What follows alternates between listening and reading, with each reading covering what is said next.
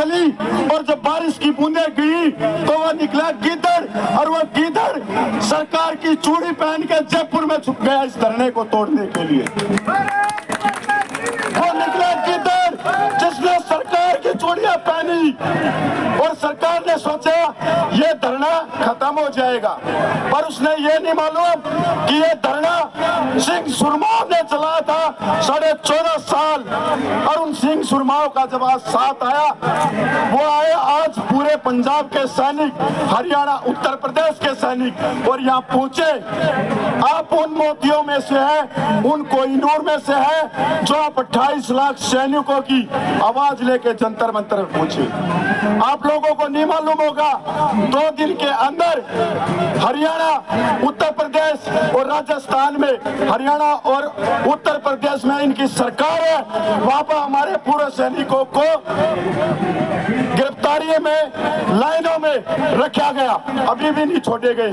अभी हमारी एक टीम आई जो यहीं दिल्ली में उनको रेलवे स्टेशन पे लगाया गया।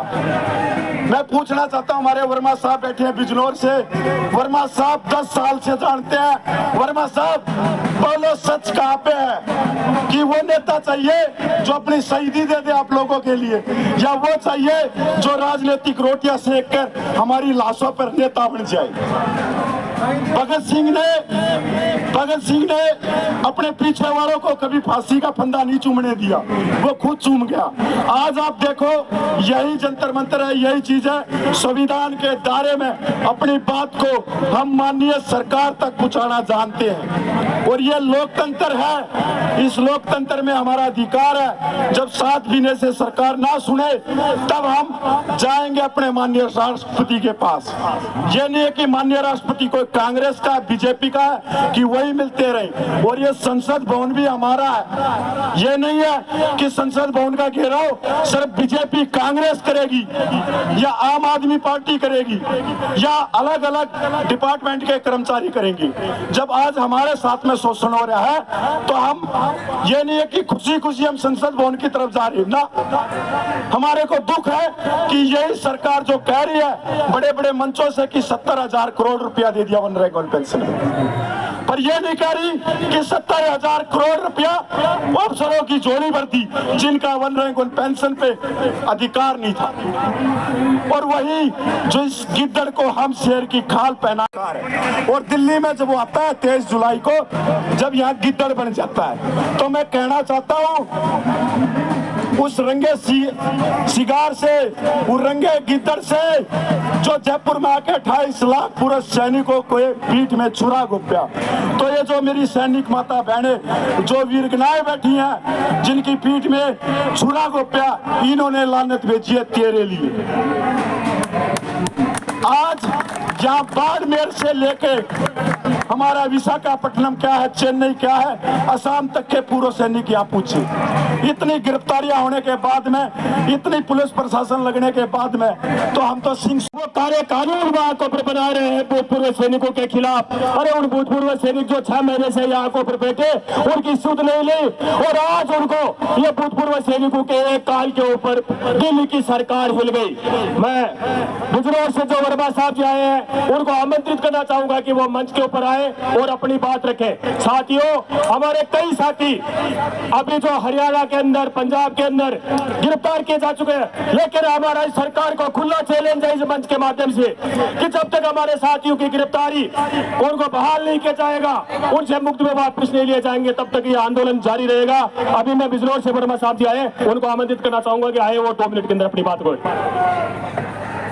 कमेटी का था, लेकिन मेरे को ये कहते हुए आज भी दुख हो रहा है, क्योंकि उस दिन ही मैंने बोल दिया था, 9 अप्रैल को मैंने बोल दिया था साबका सैनिक संघर्ष कमेटी को, ये जो आदमी आप लोगों ने सिलेक्ट किए हुए हैं ये काम के नहीं है।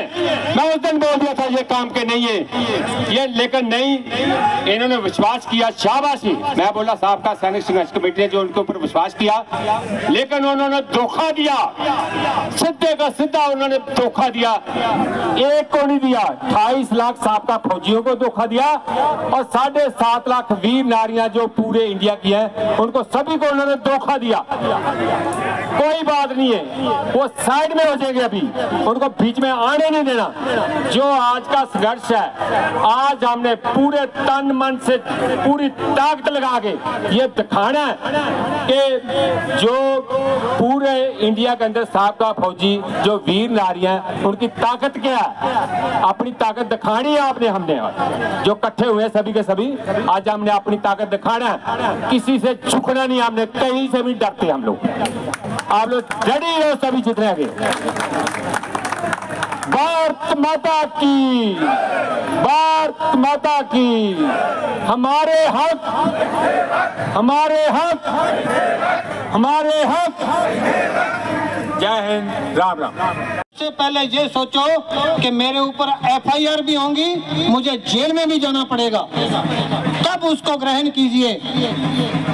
आजकल ये एक देखा देखी हो गया कि जो भी है वो सोचता है मुझे प्रधान बना दो, मुझे ये बना दो, मुझे वो बना दो। लेकिन जब एफआईआर का या किसी चीज दूसरे का नाम आता है तो तब पांव पीछे की तरफ खींचते हैं। मैं क्लियर कट यहाँ पे बता दिया। मेरे साथ फेडरेशन के अध्यक्ष की बात जहाँ पे चेयर के ऊपर बैठे हुए हुई तो उन्होंने बोला कि एफआईआर हो जाएगा। अगर एफआईआर का आपको डर है तो आप अध्यक्ष बने क्यों? किस लिए अध्यक्ष का आप आगे अपने अध्यक्ष लगा रहे हो? अगर आपको डर है फिर चुपचाप घर का दरवाजा बंद करो, पंखा ऑन करके सो जाओ, फिर अध्यक्ष वगैरह का नाम लगाने की जरूरत नहीं है। दूसरा, हमारी मांगों की बात है जहाँ पे, तो ये बिल्कुल सोचा समझा फैसला है कि हमें, देखिए मैं हमारे जितने भी यहाँ पे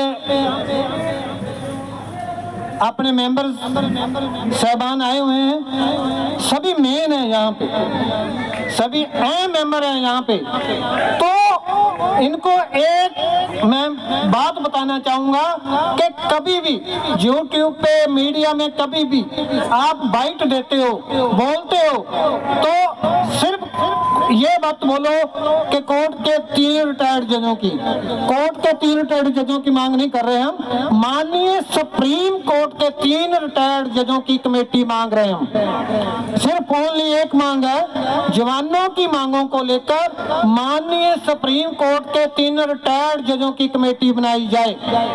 नोट कर लीजिए, कोर्ट के नहीं, कोर्ट तो बहुत है, हाई कोर्ट भी है, लेकिन हमें किसकी मांग करनी है? माननीय सुप्रीम कोर्ट के 3 रिटायर्ड जजों की कमेटी मांगनी है। तो ये चीजें मैंने काफी बार देखा YouTube के ऊपर, तो काफी हमारे मेंबर्स हैं, उनको पता सब कुछ है, लेकिन फिर भी कभी उनके मुंह से गलती से निकल जाता है कोर्ट के 3 रिटायर्ड जजों की।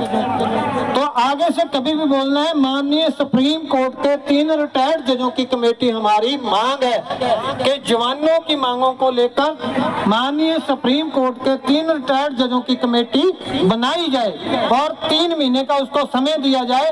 3 महीने के अंदर वो जवानों की मांगों का अध्ययन करे और उसके बाद अपनी सिफारिशें जो है केंद्र सरकार को सौंपे और केंद्र सरकार सौंपी हुई सिफारिशों को लागू करे। ये है हमारी डिमांड। अभी मैं इससे ज्यादा मेरा